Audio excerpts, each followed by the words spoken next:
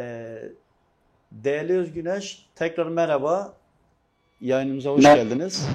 Merhabalar, merhabalar.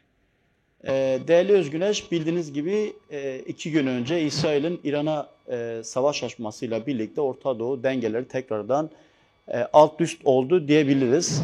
Irak, işte Suriye ve şimdi İran durumu, daha önce de Orta Doğu'nun birçok ülkesinde buna benzer durumlar yaşanmıştı. Bu süreci Orta Doğu denklemi açısından ve iç siyasette yansıması olarak nasıl değerlendirebiliriz? Buyurun sizden dinleyelim. Ee, tabii daha önce de söylendiği gibi aslında e, reel sosyalizmin çözülüşüyle birlikte Orta Doğu'ya bir müdahale söz konusuydu. Hans Tingtok'un Medeniyetler Savaşı diye yazdığı kitapta aslında Amerika'nın ve ona bağlı olan NATO güçlerinin Orta Doğu'daki kimi temsilcileri, başat temsilcilerinden bir tanesi de İsrail'dir. Orta Doğu'ya, Kuzey Afrika'ya, Kafkasya'ya müdahale ihtiyaçlarını dile getirdiler. Hatta Çin'in sınırlandırılması. Bu çok kapsamlı işte dünyaya yeniden hakimiyet kurma, tek kutuplu bir sistem oluşturma arzusundan doğdu. 90'lı yıllardan bu tarafa Kuzey Afrika'dan tutalım Saddam rejiminin yıkılması, Libya meselesi, işte Filistin meselesinin, Lübnan'daki Hızbullah meselesinin gündeme getirilmesi, Suriye meselesi, bunlar hepsi aynı projeye bağlı zincirleme olay ve olgulardır. Çünkü sürekli şunu söylüyorlardı, özellikle Kürt halkını ilgilendiren 4 tane devlet var burada.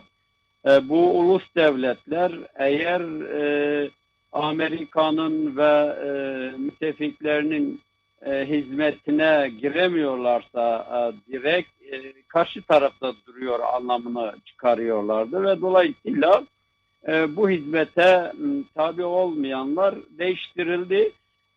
Kademeli olarak bu ilerliyor. Önce İran'ın tabii kollarını zayıflatmaya çalıştılar. Yani hem Filistin meselesinde hem Lübnan'da bunu gördük. İşte Esad ailesinin de devrilmesiyle Yemen'de Husilere yapılan bu saldırılar aslında bir bütün olarak Irak'ta Haçlı Şabi'ye saldırıları biliyoruz. Zaman zaman oluyordu, zaman zaman kesintiye uğruyordu. Ama İsrail'in güvenliği açısından İran çok önemli bir tehdit olarak algılanılıyor. Çünkü şimdi İsrail devletinin ya da halkının varlığını kabul etmiyorlar. Diyorlar ki tamamen silinmelidir. Bu onlara çok önemli bir gerekçe sunuyor ister istemez uluslararası alanda. Dolayısıyla bu Şia hilalını kırmak ve esas sonuç itibariyle merkezine yönelmek, yani İran'a yönelme süresi geldi. Yani ikinci bir husus durumu da var. Yani acaba önümüzdeki süreçte bunlar atom bombası oluştururlar mı? Bu hem Batı'yı tedirgin ediyor hem İsrail için bir ölüm kalım hikayesine dönüşüyor.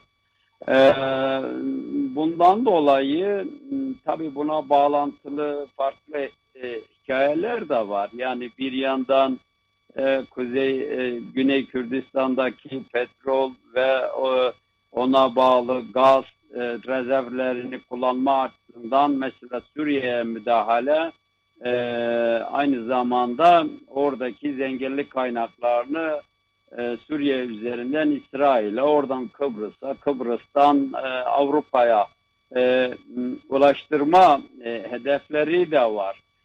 Diğer bir husus yani Arap ülkeleri üzerinde Şia tehdidi kendilerince tabii bir Şia tehdidi, yani İran merkezli bir tehdit olduğunu sık sık söylüyorlardı. İşte Körfez ülkeleri zaten İsrail'le paralel yürüyorlar. Amerika, İngiltere, Fransa ve diğer Batı ülkelerle birlikte o projelere destek sunuyorlar. O açıdan İsrail kendisi için birkaç tane tehdit noktasının kaldığını sık sık söylüyordu. Yani bunların içerisinde en yakın tehlike olarak İran'ı, ama biraz belki orta vadede Türkiye'nin, özellikle AKP, MHP iktidarının o Osmanlıcı hayallerinin hem Arap Körfez ülkeleri üzerinde bir tehdit olabileceğini, hem İsrail'in kendisi açısından bir tehdit olabileceğini düşünüyorlardı. Tabii zaman zaman politik söylemlerin çok sertleştiğini biliyoruz. Daha siyasetten bir karşı duruş var. Ne kadar samimi bir duruştur o ayrı bir hikaye, ama böyle bir şeyin yaşandığını geçmiş süreçlerden yaşayarak gördük. Şu an İran'a müdahaleleri aslında şunu açıkça her zaman söylediler. Orta Doğu'da haritalar değişecek. Şimdi mesela NTV'ye Amerika'nın Büyükelçisi, Ankara Büyükelçisi bir şey söyledi. Dedi ki Kürtler Sykes-Picot'da ve Lozan'da mağdur edilmiştir. Dolayısıyla bu mağduriyetin giderilmesi gerek. Yani İsrail'in geçen günlerde Dışişleri Bakanı'nın bir açıklaması var. İşte Kürtlere bu anlamda yardım etmek ahlaki bir sorun, ahlaki bir durumdur. Yani sanki bu savaşlarda bir ahlaki durum var da Kürtlerin sorunu da bir ahlakilik arıyorlar. Yani keşke ahlaki durumu görebilseler herkes. Tabii burada çıkar hikayeleri devreye girdiği için herkes kendine göre bir pozisyon almaya çalışıyor. Yani bu ulus devlet gerçekliği Orta Doğu'da sorunların temel kaynaklarından birisidir. Tabii ki dış müdahaleler de sorunu çözen değil de daha karmaşık hale getiren olgulardır. Keşke mevcut halklar, devletler, yani Kürtler başta olmak üzere Farslar, Araplar, Türkler aklı selim, demokratik, barışçıl yöntemlerle kendi sorunlarını çözebilselerdi. Şimdi çözebilselerdi, toplumu demokratikleştirebilselerdi, hukuku, ahlakı, özgürlükleri esas alabilselerdi, bu kadar açık müdahalelere tabi olmazlardı. Ama tabii kendi işlerinde hem kadın sorunundan tutalım, hem ekoloji sorunu, hem emekçilerin sorunu, hem Kürt halkının ve diğer halkların sorunları, hem inanç ve mezhep sorunları. Bunların hepsi çok ağır sorunlar ve çok geçmişten gelen sorunlar olduğu için yani her devlet, Orta Doğu özellikle Kürt halkını ilgilendiren 4 devlet de kendi içerisinde yaralıdır.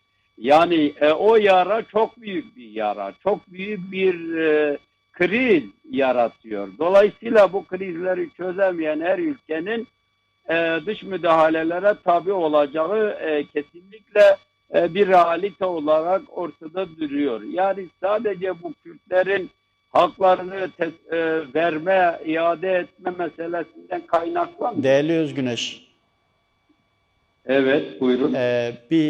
Kısa bir araya gireceğim.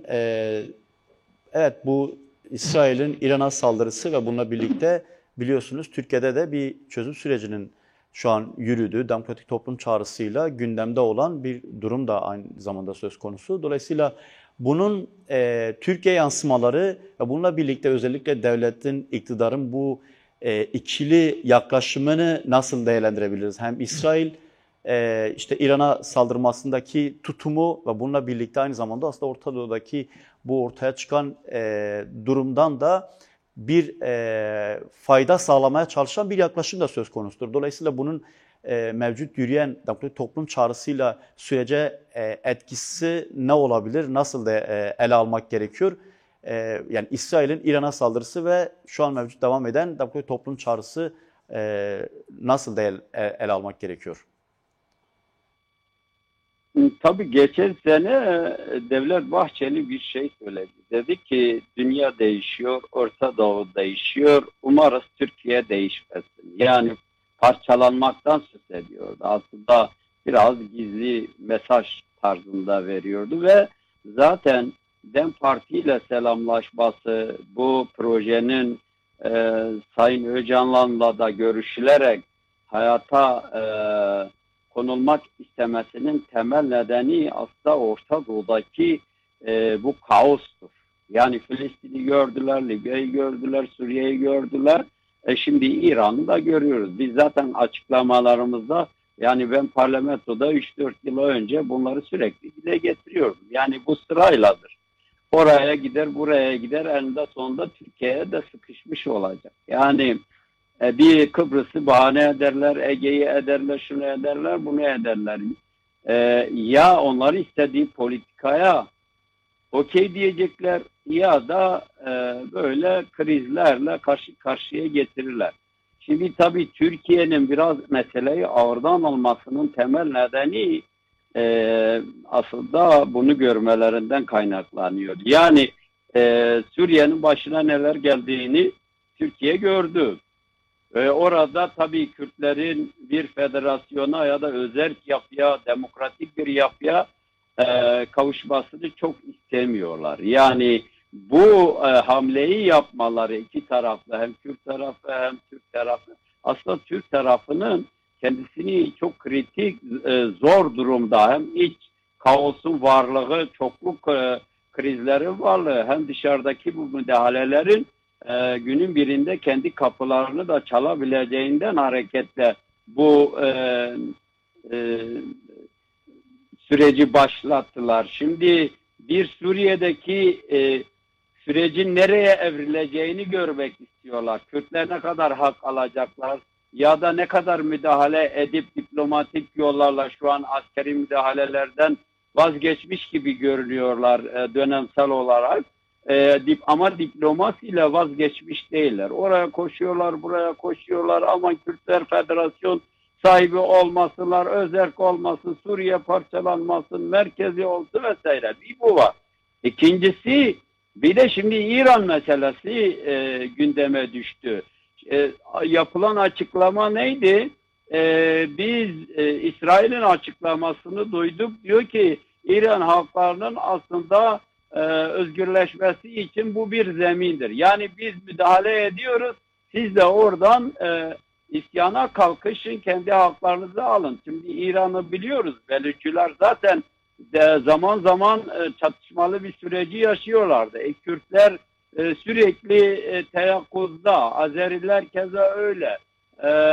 Ahvaz bölgesinde Araplar var. Şimdi bunlar önümüzdeki süreçte bu savaş sürerse halklar hem rejim değişikliği konusunda hem kendi haklarını federasyon ya da özellik neyse alma noktasında harekete geçebilirler. Şimdi bu Türkiye'yi tabii sürekli endişelendiren hususlardır. Yani en çok korktuğu şey Kürtlerin her parçada kendi haklarını almasıdır. Bu onlar için gerçekten korkunç bir korku merkezi oluyor. Tabii Türkiye'nin Öcalan'la olan diyaloğunda biraz Öcalan şunu söylüyordu, yani Sayın Öcalan. Ya Amerika'nın, İsrail'in ve müttefiklerinin müdahaleleriyle gerçekleşen sonuçları yaşayacaksınız.